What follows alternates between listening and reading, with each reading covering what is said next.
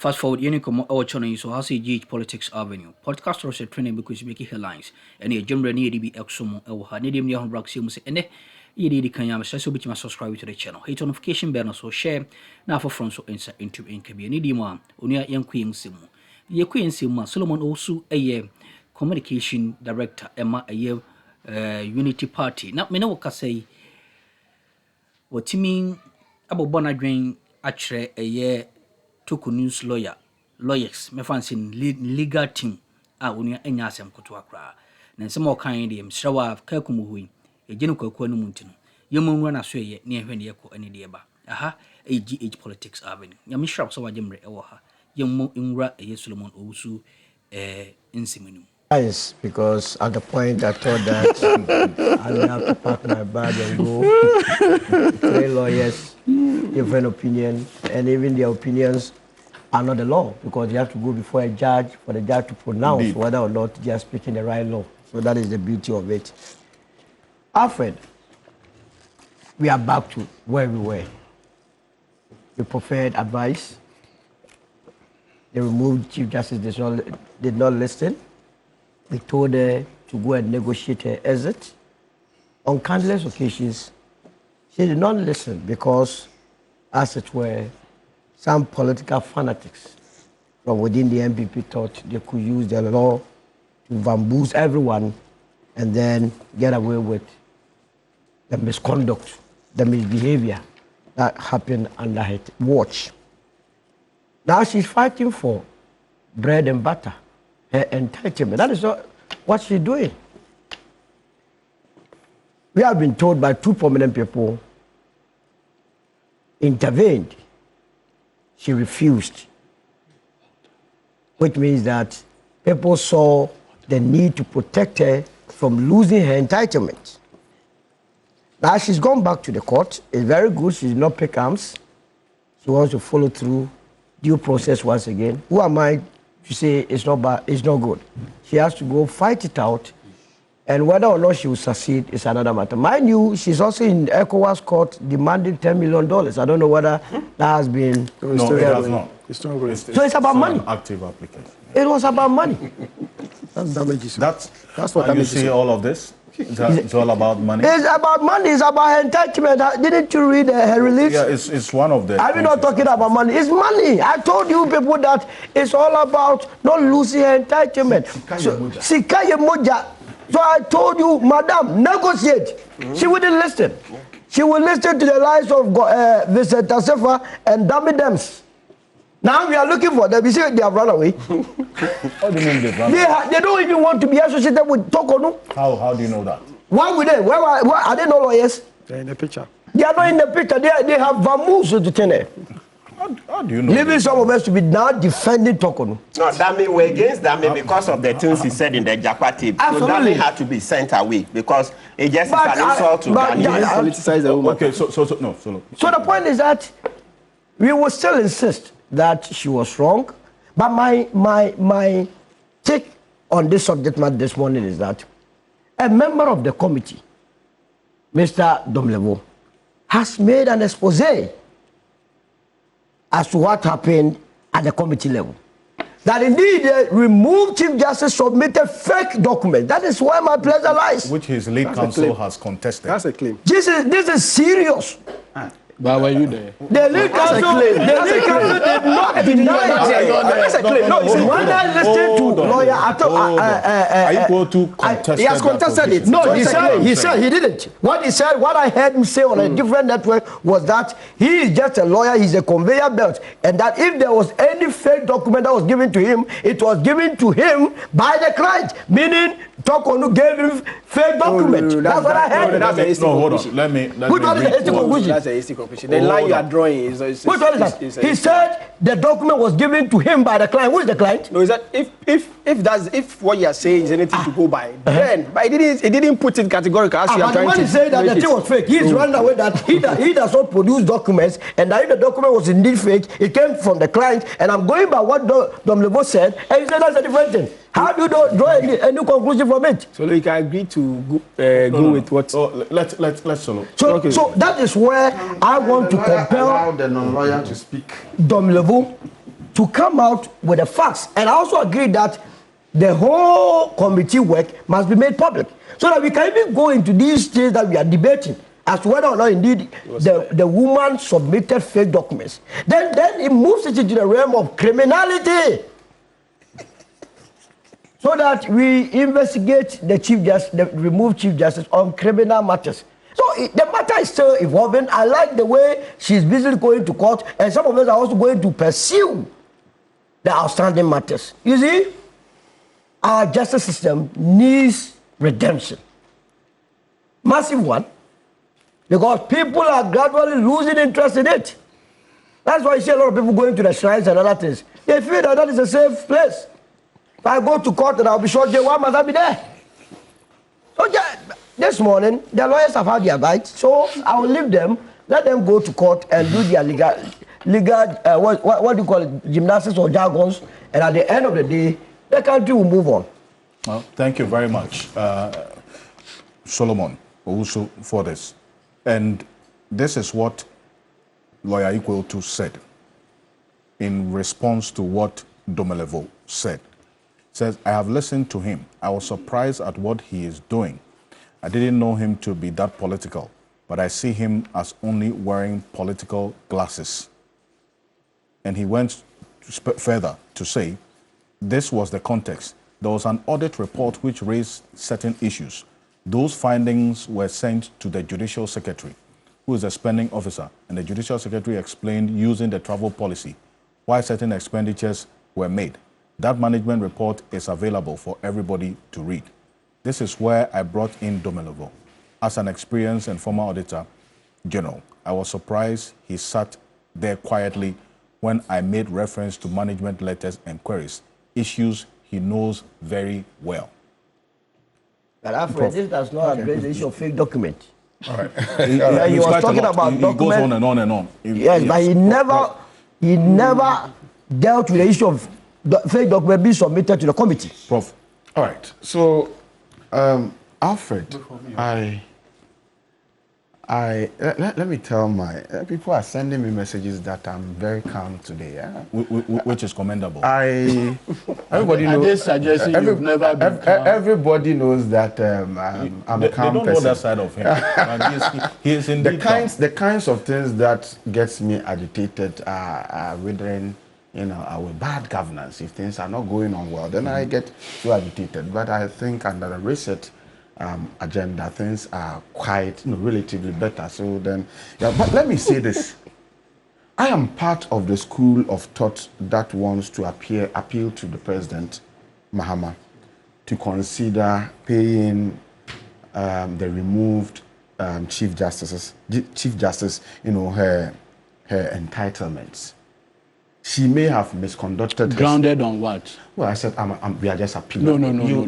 But grounded on what? Humanitarian grounds. I mean, humanitarian grounds. I said I am part of. You let me make my point. The lawyers you are done. Escrow your end of service benefit after your COC for her. That one you can do it. Let me make my point. No, gentlemen,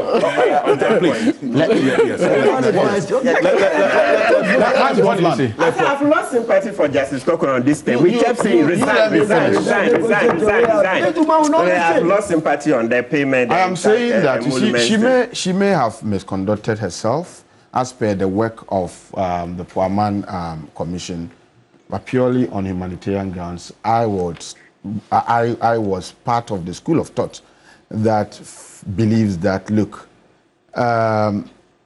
she, in order not to lose all her entitlements, I mean, maybe some appeals can be made to the president to consider purely from a humanitarian grounds. But the posturing that she's adopted, for me, is quite worrying, and is also frustrating to those of us who mean well for her and wants to talk behind the scenes such that something is done about her entitlement. And so I keep wondering and questioning the competence of those people advising her behind the scenes. Look, the reason why I have not and I will not do law The reason why I've not done law and I will not do it, because people like my own lawyer, Gary Nimakwa, has told me that the law is more of 70% common sense and 30% law. And if I don't lack common sense, then why should I bother myself going to the point of enrolling to want to become a lawyer? There's some What you do? Yes, 70%. That's why I'm not doing it. Powers agrees with he nodded. What? Okay. So listen, what the removed CJ is doing, in my view, is quite pointless, because I cannot really see what she wants to achieve. Having gone through all the processes up to this stage, there's no way, in my view, that she can be reinstated. And if she cannot reasonably accept the fact that she cannot be reinstated, then once again, I am questioning the competence of those advising her to pursue a tangent that, in my view, merely amounts to romancing a stone. I see what is happening also as a result of the meekness of the sitting president. The meekness of a leader also contributes to the testing and stretching of legalism. We all know that this could not have happened under the previous democratic despot. He's overly stretching the matter to the point of creating what I refer to as constitutional anarchism. And I operationalize constitutional anarchism as wanting to use the laws and constitution and stretching it in a manner that creates chaos in the minds of everybody. But I would say that, you see, I can't say every slaughtered animal about to die will struggle. And so I would urge a certain tolerance. Let us be tolerant in a manner reflective of the attribute and persona of President Mahama, and see how she finally exits after going through all the legalistic processes and predictably failing to create constitutional anarchism, which I operationalize, as I said, as one's attempt to want to use the constitution and stretch things in a manner that creates a certain chaos in the body politic. She must be told behind the scenes, those speaking to her, that what you are doing is pointless. So you want to end up just being told or telling the system that, well, you've been removed, but maybe there were one or unused. Upper East Regional Correspondent Tanko Mohammed Rabiu is joining me with details on this particular subject. Tanko, good afternoon to you. Now, paint a picture of the market environment, especially since today is Bolgatanga Market Day. Yes, thank you very much. As you already mentioned, I'm currently at the Bolgatanga Old Market. It's a market day today.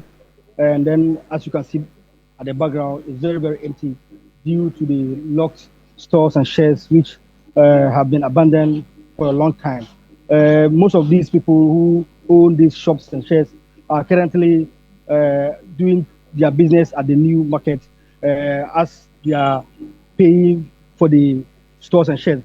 But the current market women who are here at the old market are saying that the locked due to the locked shares and the stores is affecting them, because a lot of people do not come here because here is virtually empty. So what they are saying is that the municipal chief executive or the assembly should reallocate the stores to people who need them, because there are a lot of people who want to do their business here at the old market, but they are not getting the stores to even pay at the assembly. And what is the assembly saying concerning this development? Yes, immediately after the consent of the women, I called the MC who is currently in Accra. He mentioned that though the attention of the women has not been drawn to him as they allege, but he is aware of the situation at the market. But the assembly is reconsidering redesigning the market in such a way that most of these stores will be reallocated to people who want to do business. But For now, he's in Accra. He's not able to say much. But from what he's saying, that since he assumed office, the attention has been drawn to him, though he's aware. So that's what is happening currently from the side of the MC Roland Atanga Ayo. Right, many thanks for your time. Tanko Rabiu is Upper East Regional Correspondent. He's been joining us with more details on that particular subject. Well, let's know what you make of stories that have aired so far. We are active on Facebook as TV3 Ghana. Engage us with your comments, opinions, and observations. Hopefully, read them and share them to the rest of the world. In observance of Pink October, the Ghana Immigration Service ladies in the secondary Takoradi metropolis have taken to the streets to raise awareness about the growing threat of breast cancer in Ghana. The ladies emphasized the crucial importance of regular screenings, urging the public to prioritize their health and take proactive steps against it. My colleague Akroma Smith has filed this report. We are in Pink October, a month dedicated to create awareness about breast cancer, the importance of early detection, and also supporting those affected by the disease. And you know, in Ghana, most of those who are affected report rather late, resulting in those early deaths. And it is in the spirit of this that the ladies of the Ghana Immigration Service here in Secondary Takoradi embarked on this float through the principal street of Secondary Takoradi in their pink T-shirts. Whilst they were on the route, they were also educating the public about this message. You may listen to the PRO of the Immigration Service here. Breast cancer is still killing us, and daily people get affected. And we have, if you check our staff list from Takoradi, we have 95 ladies on our staff list. So you could see that our ladies' presence is very strong in this sector. And today we embarked on a float to educate the general public and also create awareness. Early detection saves life, and every life matters. So the Immigration Service ladies did this in collaboration with the Takoradi Hospital. And so personnel from this health facility actually doing the breast screening. After the float, they assembled at one place where they carried out free breast screening exercises while advising and also educating the people. You may listen to a public health nurse at the Takoradi Hospital, Linda Manford. Detect on time, we can save the person's life. Example, somebody saw a lump on the breast and this person didn't sit down. Apart from the lump, there was some discharges from the nipple. This person didn't sit down, came to the hospital on time. We also do further investigation. Labs were done and we realized that it was truly breast cancer. Because the person came on time, we were able to save this person's life. So if you are able to report on time, we can definitely save you. That is why we are saying, if you see any of the signs we mentioned today, don't sit in the house, come to the hospital, let's do a further investigation.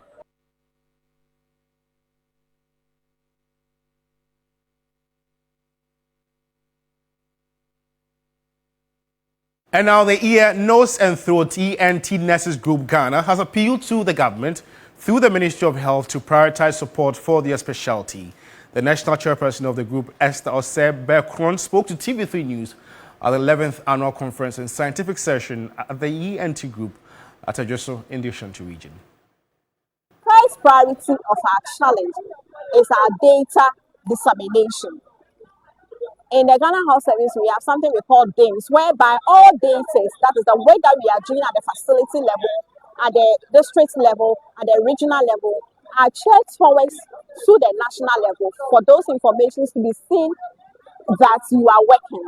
But for the period that we have been in the existence and the period that DIMS has been in existence, ENT data is not on it. ENT has not been captured on that DIMS. So when we do our work at the facility level, we are not able to input it. Every month there is data validation whereby informations are put in the DIMS. But we have never been called, or even when we go, we don't get the format or the site for us to put those informations that we are. And it's a very challenge that we are having.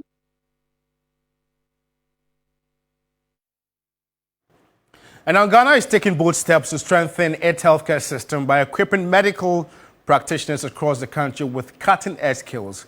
This is to reduce the number of deaths and improve better emergency care, especially for children.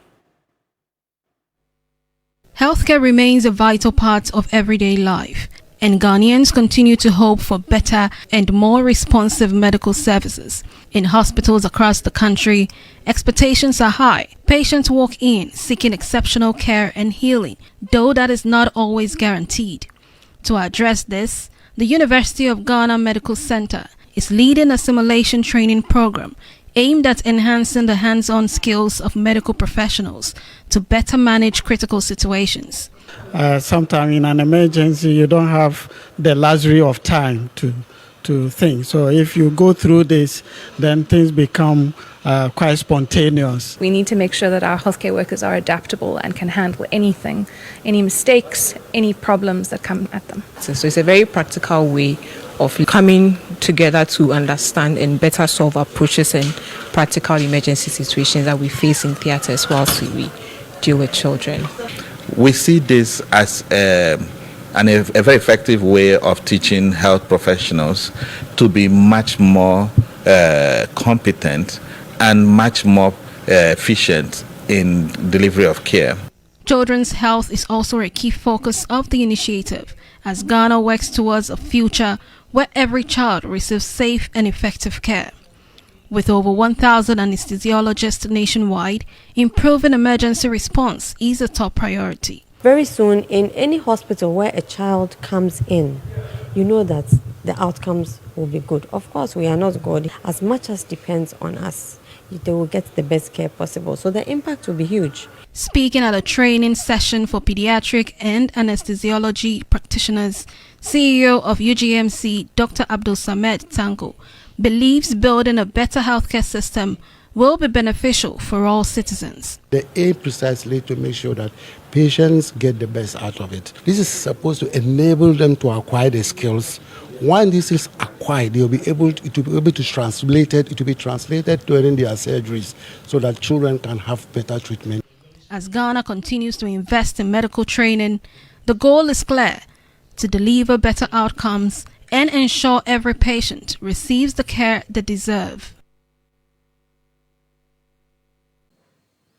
We and some who team course or channel so mamma so Jimmy or had a sense of body in their Dumbi Edomania. Only a ballroom near Sumo Kwansong Sukra. Aha, AGH politics.